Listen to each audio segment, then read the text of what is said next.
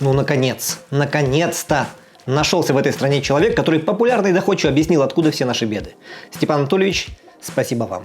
Вот прям низкий земной поклон. Я бы встал да отбил его лично, но нельзя выходить из кадра.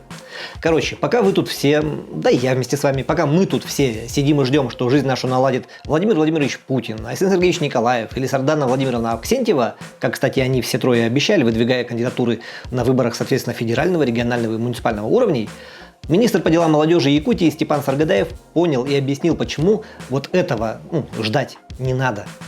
Потому что власть, она не для работы, она для дружбы. Вот об этом можно песни слагать. Да, собственно, уже и складывают.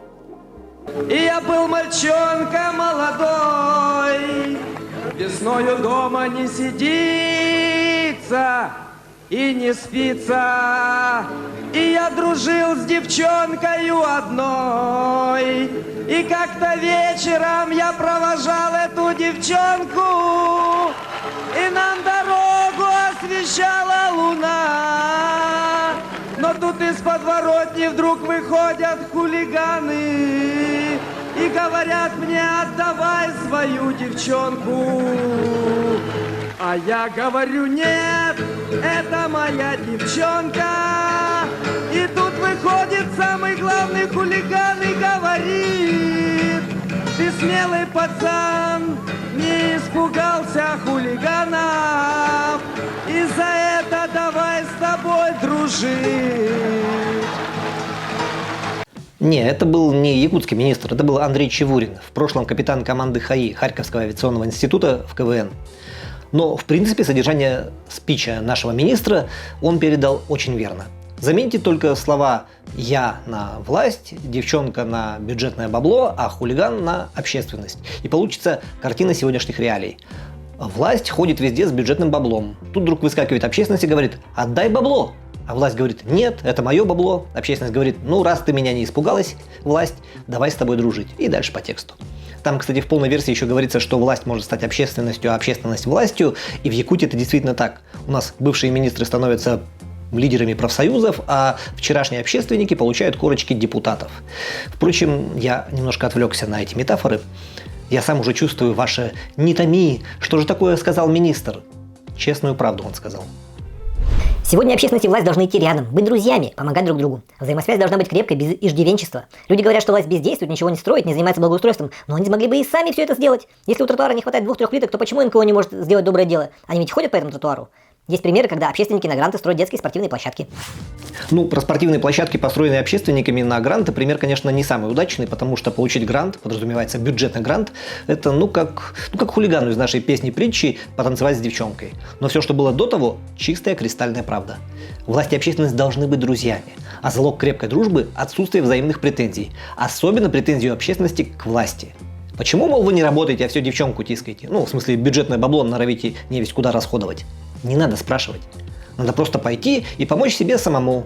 Ну, в смысле, там тротуар починить, здесь забор поправить, вот там фасад дома покрасить, здесь вот ямочку гравием засыпать. Ведь можно все это сделать без участия власти? Конечно, можно. Правда, тогда возникает вопрос. А зачем вообще нужна такая власть? Это ведь уже не дружба получается, это какая-то, я не знаю, безответная любовь со всеми вытекающими. Обещайте, что вы никогда не будете ее бить, никогда не заставите таскать ее тяжести, рубить дрова, дубить шкуры, жать хлеб, рожать много детей.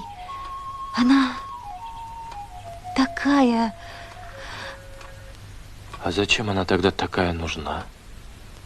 Любовь – это, знаете ли, очень тонкая материя, и в ней очень много запретов, которые приходится преодолевать.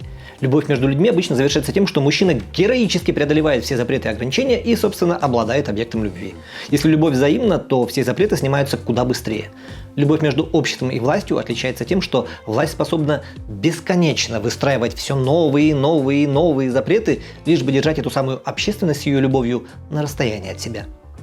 Муниципальные подписные фильтры на выборах, отказ регистрировать неугодные политические партии в Министерстве юстиции Российской Федерации, отказ регистрировать независимых кандидатов на выборах всех уровней, ограничение на право собираться мирно и обсуждать актуальные проблемы общества. Так, если что, в Конституции прописано право людей на митинги. Но при этом стоит спросить власти, а ты что же так боишься народной любви, что все ограничиваешь, и глаза у нее становятся круглыми? Я? Да как вы могли такое подумать? Вот как у тети Вали, в смысле у председателя Совета Федерации Валентины Матвиенко, когда ее спросили про ограничение пользования интернетом. Я против запретов, против ограничений. Только надо без фанатизма, надо на каждый вопрос смотреть конкретно и конкретно оценивать шаги, действия и законы, которые мы принимаем. Хочу вас заверить, мои молодые друзья, никаких намерений у правительства Российской Федерации, у Федерального собрания ограничивать ваши возможности в интернете нет и не будет. То есть вот это вот все, вот вся реальность, которая нас окружает, она примерещилась. Примерещилась, как Госдума принимает, Совет Федерации одобряет, а президент Путин подписывает, например, пакет законов Яровой, который усиливает государственное регулирование интернета. Как по стране прокатывается вал уголовных дел за лайки и репосты в социальных сетях. Как принимаются законы об оскорблении власти, которые, в смысле оскорбления, представители правоохранительных органов первым делом начинают искать в интернете. Как принимаются поправки в КоАП в рамках так называемого закона о фейках, который позволяет закрывать сайты и наказывать СМИ, в том числе электронные. Как запрещается Telegram только за то, что его создатель отказался предоставить силовикам доступ к частной переписке граждан. А потом вдруг выходит Валентина Матвиенко, вся в белом, и говорит: «Мои молодые друзья, никаких ограничений, заверяю вас, я против всего того, что одобряла». Ох. Кстати, где-то я такое уже видел, что-то напоминает. Ты хочешь? Где мясо? Где мясо? Мне положено мясо! Положено? Ешь! Оно не положено! Не положено! Не ешь! Но идем дальше. На этом фото вы можете видеть, как глава Якутии Айсен Николаев торопится пообщаться с молодыми и не очень друзьями сразу по 4 мобильникам в 4 социальных сетях, пока пожилые друзья Валентины Матвиенко в Госдуме и Совете Федерации не придумали, как еще ограничить свободу общения по этим нашим интранетам. Фото, кстати, получилось очень популярным и широко разошлось по России. Следующим шагом, видимо, должны стать всевозможные мемасики. Политики и политтехнологи, глядя на него, рассуждают о наступившем цифровом будущем и новой модели общения власти и общества. Модели, при которой не нужны посредники в виде средств массовой информации. А оппозиционные политики занимаются любимым делом. Они троллят власть. Вот тот, кого нельзя называть по телевизору, хотя мы все-таки попробуем. Навальный. Навальный. Просто не мог пройти мимо этого чудо-фото. Глава Якутии проводит прямые эфиры в 4 социальных сетях с 4 мобильников. Кто-то скажет: наступило будущее, и СМИ больше не нужны. А я скажу так: будущее наступит, когда он одновременно на 5-й телефон будет танцевать для ТикТока.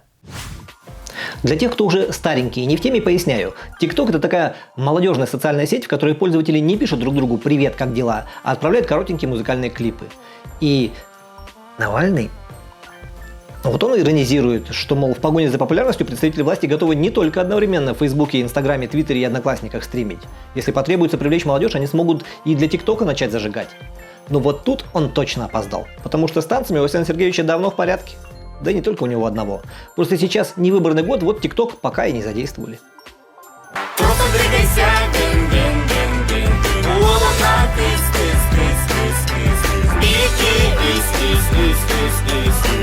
А если без относительно танцев, то открытость власти в общении – это, безусловно, огромный плюс, причем любой власти, и независимо от формата. И вот такие вот стримы в социальных сетях главы Якутии, и прямые трансляции планерок мэра города Якутска. Кстати, с этой недели эти трансляции начал вести телеканал ЯТВ, вы можете посмотреть их в эфире или на YouTube-канале. Это, безусловно, правильный шаг. Хочу добавить, что пленарные сессии Илтумен парламента Якутии и заседания правительства республики также транслируются в интернете. Мы в этом плане очень продвинутые. Мы, я имею в виду Якутию. Правда, есть один момент. Аудитория этих трансляций, судя по количеству просмотров в прямом эфире, очень небольшая. Единовременно эфиры смотрят несколько десятков, в лучшем случае сотен человек. Записи просматривают уже несколько тысяч. Но остальные массы, десятки, сотни тысяч якутян ничего бы не узнали, если бы информацию с эфиров не расшаривали, не тиражировали медиа. Поэтому кто бы что ни говорил, а без СМИ в наступившем будущем пока не обойтись. Но мы, кажется, отвлеклись. Соберись, тряпка. Понятно? Да, услышал. Возвращаюсь к сценарию. Итак, про любовь. Любовь — это, ко всему прочему, такая штука, которая очень непросто проходит испытание временем. Уж слишком сильно обдираются ожидания, а суровую реальность. И вот что делать в такой ситуации власти? Как закреплять за собой любовь? Есть универсальный рецепт. Не надо заморачиваться, напрягаться и что-то сильно менять в настоящем. Надо просто доказать, что на самом деле в прошлом было хуже. Так что сейчас надо не кривить губу, а радоваться тому, что не как раньше. И желательно радоваться бурно. Вот как это работает на примере лесных пожаров. Хотя у нас в этом году ситуация с лесными пожарами гораздо лучше, чем было в прошлом году, но с учетом сухой и жаркой погоды, которая установилась в большинстве районов республики, ситуация может ухудшиться. Прошу Минэкологии и курирующего заместителя председателя правительства Дениса Белозерова ситуацию с лесными пожарами держать на ежедневном контроле. Гораздо лучше – это когда уже в середине лета огнем пройдено 84 433 гектара. Чтобы было с чем сравнивать, за весь прошлый год, включая остаток июля, август и бабье лето, то есть сентябрь-октябрь, огонь прошел 91 719 гектаров. Да, лучше. Ага. Другой рабочий инструмент для сохранения любви – это валить все на предшественников. Эксплуатировать этот прием можно бесконечно, особенно когда тебя по телевизору показывают. Вот Владимир Путин до сих пор на каждой прямой линии вспоминает лихие 90-е. Айсен Сергеевич периодически сетует на тяжелое финансовое положение, в котором ему досталась Якутия в 2018 году. И даже чудо-мэр Якутска Сардана Авксентьева время от времени примеряет на себе маску заложницы прошлого, как, к примеру, в ситуации с частными автобусниками. Муниципальные контракты с частными перевозчиками сроком на 5 лет были подписаны 10 сентября, до моего вступления в должность. Теперь нам крайне сложно внести изменения в контракты, либо отменить их по тем или иным причинам. Получается, сегодня мы наблюдаем, что предприниматели-перевозчики отказываются от невыгодных маршрутов, чтобы ездить исключительно по проспекту Ленина, а все, что невыгодно, должен тащить муниципалитет. Я считаю, что это абсолютно неправильно. Союз авто здесь. Слышите меня? Ну, положим, слышать-то они вас, может быть, и слышат, но слышать и быть услышанным – это две большие разницы. Иногда для того, чтобы услышали, а потом еще и послушались, надо бить кулаком по столу, ну или по головам. У нас же власти города регулярно сталкиваются с приветами из прошлого, но вместо того, чтобы колотить по столам и головам, хватаются за собственную голову. Будь то ситуация со строительством социальных объектов, школ, детских садиков по ГЧП, когда частный партнер, выбранный предыдущей мэрией, требует внезапно больше денег, в 2 раза больше денег, чем было предусмотрено бюджетом города Якутска. Или ситуация с региональным мусорным оператором, которого создали еще в 2016 году и который за это время так и не научился работать ни с мусором, ни с партнерами по городу Якутску, ни с иностранными инвесторами. Или ситуация с пассажирскими перевозками в Якутске и пригородах, когда город зачем-то тащит на себе годами убыточный ЯПАК, но при этом не использует его, чтобы составлять конкуренцию на тех маршрутах, где частники начинают капризничать. Сардана Владимировна, нельзя бесконечно кивать на прошлое. Вы же чудо-мэр, а если нас комиксы и сказки чему-то и учат, то только тому, что добро должно быть с кулаками. Вот с такими. Довольно! Вы все ничтожны предо мной! Я бог, тупое это создание! И я не потерплю, чтобы меня...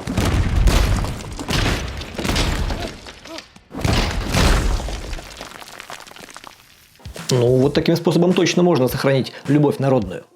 И на этой жизнеутверждающей ноте мы заканчиваем передачу. Ах да, для тех, у кого нет времени смотреть нас регулярно по телевизору или на ютубе, есть вариант просто послушать. Подкасты «Говорящих голов» и других передач телеканала ЯТВ теперь доступны на iTunes и Яндекс.Музыка.